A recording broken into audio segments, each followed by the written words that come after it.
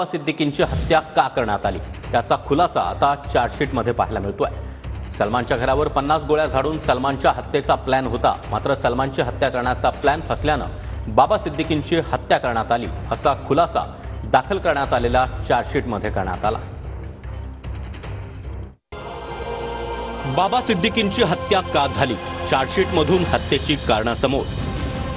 सलमानच्या घरावर 50 गोळ्या झाडून सलमानची हत्या करण्याचा लॉरेन्स बिश्नोई गँगचा प्लॅन होता।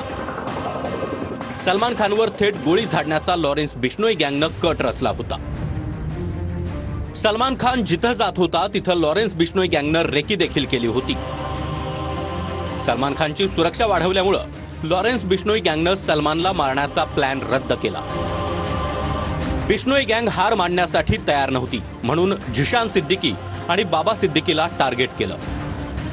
लॉरेन्स बिश्नोई गँग सलमान खानला मारू न शकल्यानं बाबा सिद्दीकींची हत्या केली। बाबा सिद्दीकींचे दाऊद सोबत कथित संबंध होते, म्हणून त्यांची हत्या झाल्याचा चार्जशीटमध्ये उल्लेख।